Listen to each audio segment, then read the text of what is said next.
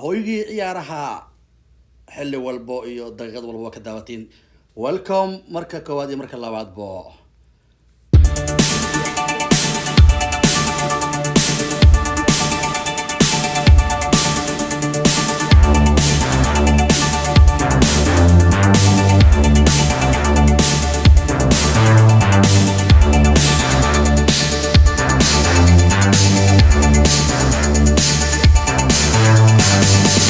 waxbaa ka dhacay kulankii kalaasikada Afrika waa Masar iyo Senegal, waa xulka Senegal iyo xulka Masar oo kulankoodii labaad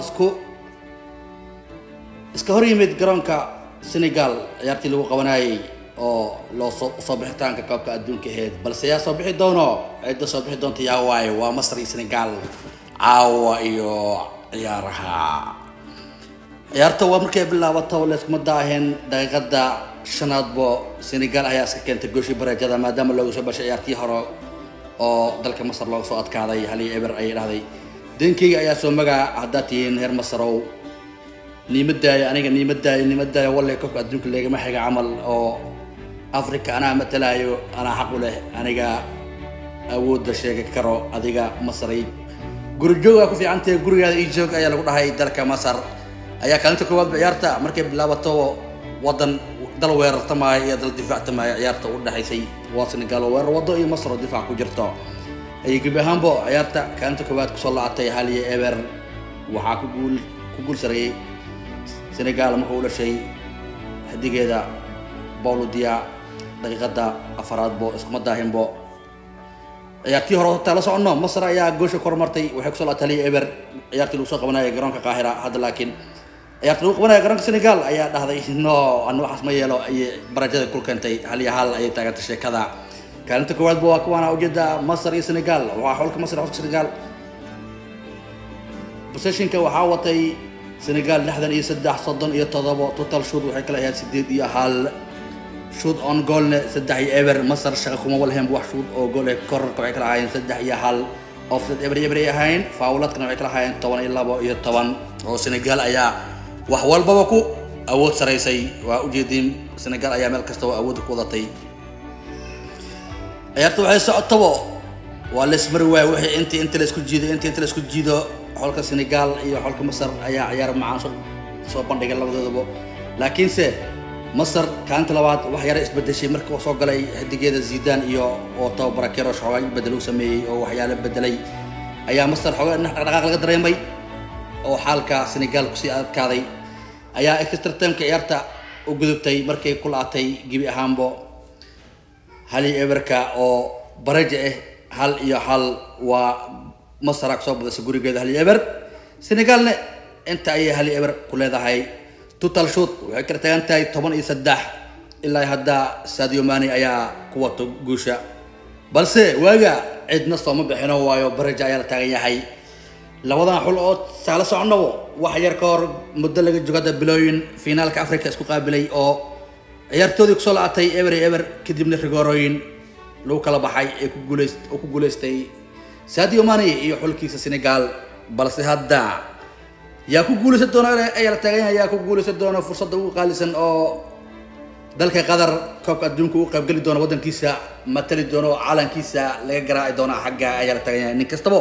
calankiisa uu dhimaa Soomaaliya Ismaaciilkiina uu dhima doontiin waa banaanige Senegal iyo Masar ba ujeedin waa Sadio Mane iyo Mohamed Salah waa labada xidig oo Liverpool waa labada xidig oo qatarsan oo Afrika hadda cidna ka haysan hadii la qatar ahaan laba boortiyeer way kala istaa Shinawi iyo Mane وشنو يوم أنا والله بورتيرا كتا عادي ما هو كلين بورتيرا كله كلا يستان وإنما عادي هن بورتيرا كل أو عادي كلا يستان صراحة لو البورتيري كلام مشاريع روايو لو هذا وضم بصالو صعنا لو هذا البورتيري وهذا ما شاء الله ذكرنا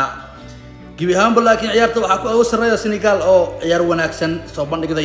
إنكستو فرصة أو عني هذه كذا مركز كذا سديتنا إلا بعد مري زي حول السنغال أيها فرصة سكوني بس مصر دفاع إذا أيها قوات كيساتي وايو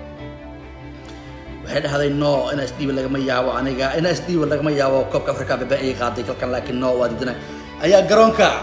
Senegal isla wada kacay marba maama Afrika ka yirta caalamada dadka soo qortay wajiga dheen dadka muwaadiniinta saxda oo ahayn muwaadin maxaa iga galay saraacatan Senegal jamhuur ayaa ka dambeeyay karaa xulna way haystaan sanadkan wax ka horjoogi kara male ay ciyaarta gabi ahaan soo gabagabowday markii lagu daray 3 daqiiqo 90ka ayaa isku soo laaday ciyaartii Ali Everton tay waxa bilowday extra time ka ayaa loo baxay labada xulbo markay wax yaro bajina qaateen ayaa garoonka kala dhashay extra time ka ayaa bilowday leesku madaahina ala dul daqiiqada 94 fursad waxa cunay markuu Banooni macaan oo inaba caadi ahayn oo kale oo ala dul iska dhalay kali waa dhalay goosha loo bani dhalay oo Sadio Mane ay hoo dhalay balse uu dhali waayo ka faa'iideysan waayo fursad ay cunay hadiga uu wato Senegal 18 fursad ay cunay walla haddii cawada hirleed Senegal kan mid ku dhici lahayd fir waa ka raglaak cawada wallahi ay ciyaarta gabi ahaan buu soo gabagabooday oono waxay naqatay in loo gudbo rigorooyin ayaa arkayna labada xidig oo saaxiibada oo wada ciyaar Liverpool oo garab iska haysto oo wada sheekeysanayo waa Sadio Mane iyo Mohamed Salah يعني صراحة صورة وعي عندنا كل روح رياضية انكستو كوب أدون كوب أفريقيا هذا أو هذا كوب أدون لو ترتموه هايو وحاك وين ساحن مدينة إيو وحنا قد حيو والله بحد جوا مسلمين إيه وحورجينا لو ده حد قول أي أورجينا ملك استيجوان ومحمد صلاح إيو ماني أي يكتب حسوا أعتبر رجورين كيا بالله بالي أي رجور كوات شوضي بلسه بنانك أيو آدي كدبنا مصر وحاو بالله بحد جيدا محمد صلاح وحنا كمرونا انه وحاو دريق القاهرة ريورد القاهرة ايو دري كدبنا وحايمت ساليو سيسي ايا وشو ذا حولك سنغال اصلا وحاكا قبتي شناوي او انبا عادي ايهن بورتيري شناوي ايها قبتي كدب مصر ايا هدنا شو ذي وحاو شو ذا حد قال دم عيارت بدلي سيزو احمد سيد سيزو بلسي اصلا كمرونا هو ذا ايو ادي oo laba iyo laba saas kala cuneen laakiin Ismaa'il Sarr ayaa ciyaarta wax ka bedelay ayaa u dhashay rigooradii koowaad Senegal waxay tagan tahay hal iyo eber kadib Umar Suli ayaa in Masar u dhashay hal iyo hal ay rigooradii tagan tahay kadibna Bamba Dieng ayaa u dhashay Senegal daqiiqada 108 balse Mustafa Mohamed ayaa asna hawada aadiyay markii oo rigooradii afraad oo hawada ka aadiyay Masar Sadio Mane ayaa soo afjaray rigooradii ugu dambeysay u shuday xulka Senegal ayaa ay karnaaba gabi ahaanbo Senegal alif mabruuk waxay u soo baxday koobka adduunka lagu qaban doono dalka Qatar ayaa ay karaa Senegal calankeeda la haysan karay calanka Senegal iska daayo Senegal calankeeda lama haysan karo marba malacabkii ayaa isla qarxay farxad ay taagan tahay adeeyeen Senegal iyo Sadio Mane oo dabal dagayo soo dabal dagay muddo bilooyin ka hor markuu koobka Afrika ku guuleystay waa Senegal oo soo baxday koobka adduunka oo lagu qaban doono Qatar FIFA World Cup Senegal ayaa soo baxday alif mabruuk Senegal ayaa leenahay waa farxadii Senegal iyo Masar gibi ahaan baan waxaan leenahay yaa leelabin subscribe ka iyo lega wixii ku siyaado ciyaaraha kale inta dhiman caawa